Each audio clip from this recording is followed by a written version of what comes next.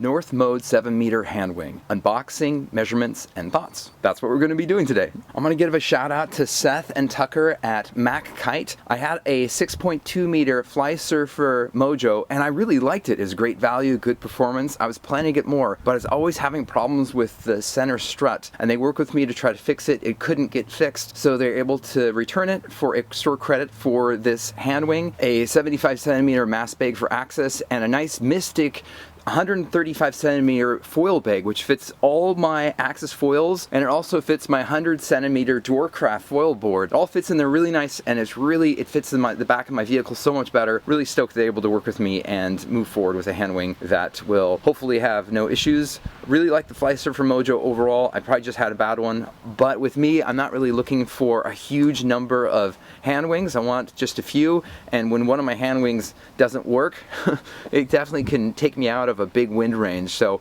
hoping this North Mode will be a nice, reliable, large wind range hand wing. Yeah, let's get to it.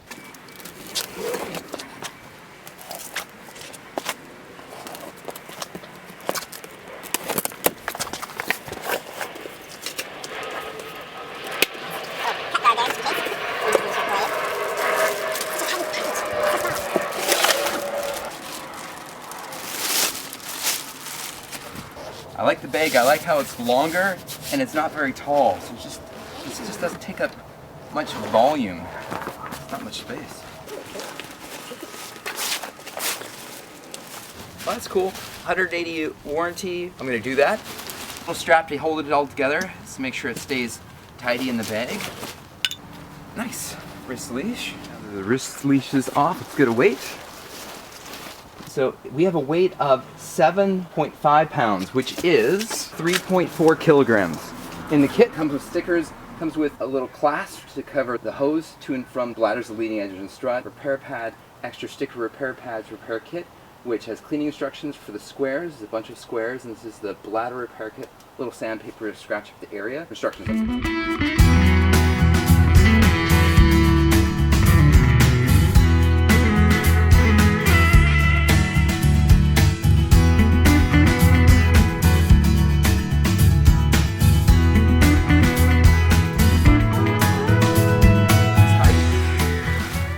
In the instructions, it said make sure the clamp valve is open and also remove the instruction warning. So that's closed.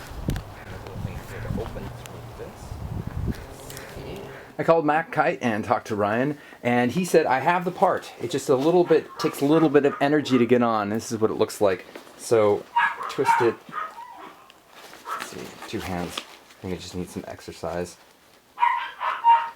There we go. And that time it came off better. The first few times it was difficult to install and really difficult to take off.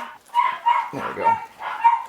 This time's easier and easier. So I think it just needs a couple of times to get used to it.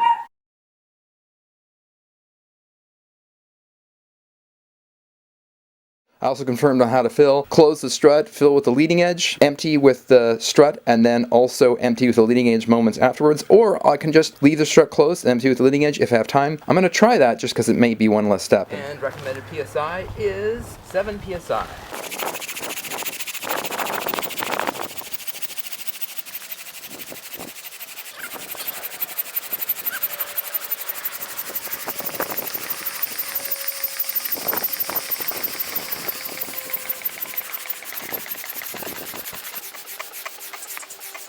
Before even picking up, just doing a quick walk around, things I like about this hand wing, it appears, even at the very center, for a 7 meter, this size of this leading edge is smaller than 7 meter slick by quite a bit. Also like this reinforcing line right there, and the number of sections. Just pushing back here, this feels, even at 7 PSI, this is very stiff.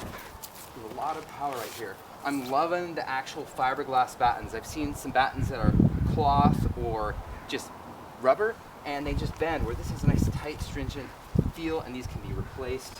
I also like to see the draft profile. It has a good draft profile, but it's not all the way to the front. But with this, the maximum point is a little further back than some of the other powerful hand wings, which is what's going to make this a slippier hand wing. There's so many variables, but the draft profile is just a little further back, but it has plenty of power. So that's pretty cool. I'm also digging the larger handles, but also it can fold, so you have to take them off. I heard the window's good. Let's pick this up and see what it's like. First test I'm going to do is I'm going to put it over my head and just pull up and down like I'm doing pull-ups essentially. I've heard this test doesn't make sense because it doesn't show the power of the hand wing. What I consider it is billow power. There's a little bit of breeze out, but not much. The idea is as I put it above my head and just push up and down, I want to see if the wing pushes me over, if there's any forward push. Now I heard this isn't really important. It's more of a skill level thing. As I get more skills, it won't make a big difference for this bottom end grunt. Also, now people are getting up with the special long downwind boards and really big foils that are really great, and without a paddle or anything, they just pump on the water and get up and go flying. Now think of a little breeze and like a 7 meter with skills and the right board and the right foils. I think I'll be able to get up in so little wind, it'll be ridiculous. And obviously I want enough wind to keep me flying without constantly having to do it. I always get exhausted. But I believe the minimum wind needed to get going is going to go down less and less as foils and boards match wing foiling even better. This is a test I like to see if it billows appropriately or if it just backwinds. For example, 6.2 meter fly surfer, when there's no wind or not enough, pushing it harder didn't seem to make a big difference. Of course, I was on an ART 1099 and an 88 liter board, so not super floaty, so I didn't really have any oomph, but a larger foil, or even my same board with a larger foil, which I now have. I now have the P&G 1150, which can be great for low end power. So this is kind of a long-winded example. Want as little wind as possible. Nice. These handles are very stiff. So let's see. Nice. Okay. I definitely feel some push of this. So it doesn't eddy. It kind of, each pump seems to build. Yeah. That's cool. Nice. Okay, let's check Thanos.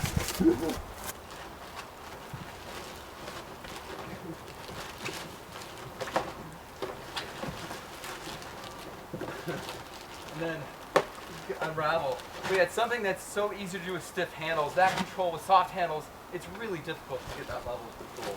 Yeah, so far I'm really digging the feel. I like how it has a good profile here, but it's a little further back. And I also like with pumping, it's a tight profile, but it's not so tight that this doesn't compress with pumping. Having that compress up, that's kind of what I'm talking about. In the minimum wind threshold with maximum effort, I'm really trying to pump the board, everything. I'm trying to get every drop of wind out. Having it kind of go in and out like that build, and each pump pushes me a little further forward rather than backwinding. Two hand wings that did really great are, well, actually this one is really good. Also the Duotone Unit V2, I've not checked out the D-Lab one, but that one did a really good job on pumping overhead. And Wasp V2, that did a very good job. It wasn't a very performance wing, super easy, really comfortable to use, but that also did a really good job overhead. The three hand wings I've tried that I do not like the overhead pumping are the Slick V1, not very good. The Slick SLS did not do a very good job. There's so much flap in the tips. The tips were so, I guess, great for gusts, and just the generalized design, it eddied up. It didn't really do the best. And also the Mojo Fly Surfer 6.2. With this one, it feels like it actually has a better pumping effort. Now, if you get on the water, this is just pre-prediction stuff. It's reported to have a huge wind range, and also it's reported to be slippery, and all I need is just enough power to get going, and I feel like it does. It also feels like a very tidy profile, but it just doesn't feel very big. The measurements are probably pretty similar to Slick V1 as far as the 7 meter. It looks similar, but for some reason it feels smaller, kind of more tidy.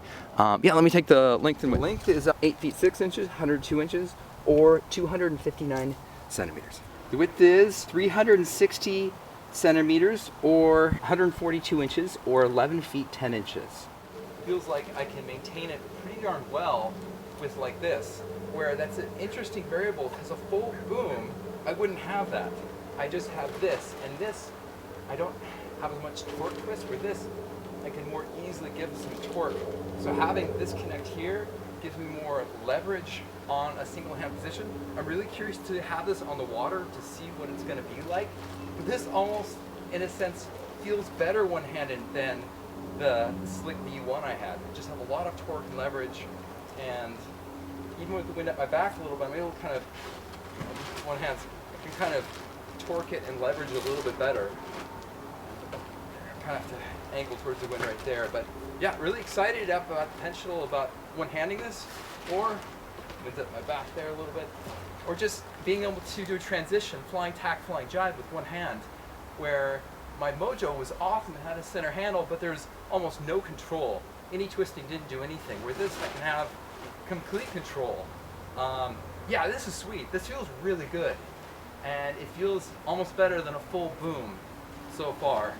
And this area, there's light and variable wind, so it's not consistent. But I'm able to twist it and angle it. Wind's at my back now. Let's see. Almost. There we go. Twist hands. So yeah, I'm very hopeful on this as far as one-handed and just being easier for transitions. Yeah, super cool. Make sure this flip is open. And since this inflated last, I'm gonna open this first.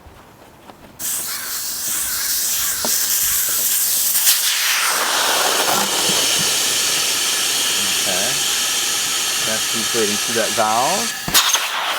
There you go, give that a few moments.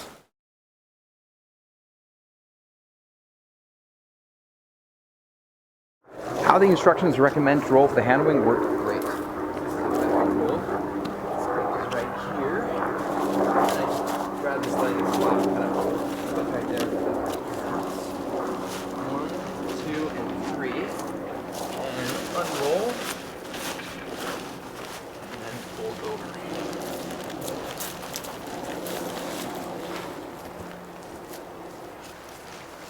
I heard from Matt Kite that if it's windy, it's hard to do the fold over, so you can do each side individually. So to go back.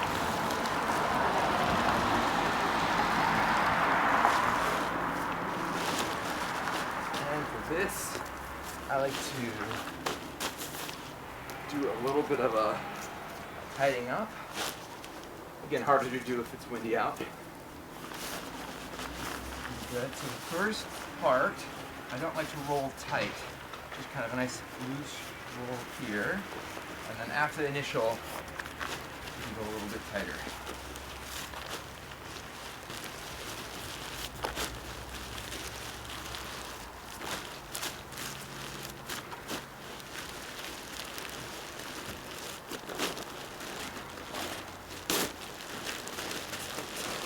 There we go. Light fold at the back. Because there's battens, and then fold right here, and then fold right here. Main thing as you fold is just don't fold the windows. The wrist leash, I like it. It goes around my wrist nicely. It's durable material. Doesn't have any issues with flying. I'll try it a few more times. Maybe I'm just not used to it.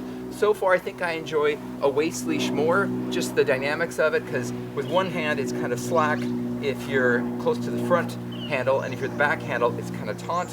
It's not a big deal. It totally works. I just don't know if it's personal preference thing, but the build quality, the neoprene, the Velcro, it all seems like this is really high quality. Also, it seems like it's just a tiny bit too short, but I can add a little bit of a whip extension here easily and extend it out. But again, I need a little bit more time with the stock set. And this doesn't have to be too tight, just enough. And then let's go like this. And around, and go around a few times.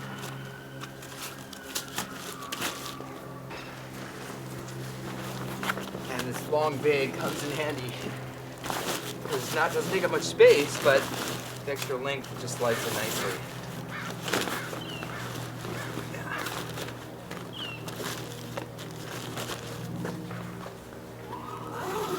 Make sure nothing gets stuck in the edges, as you said.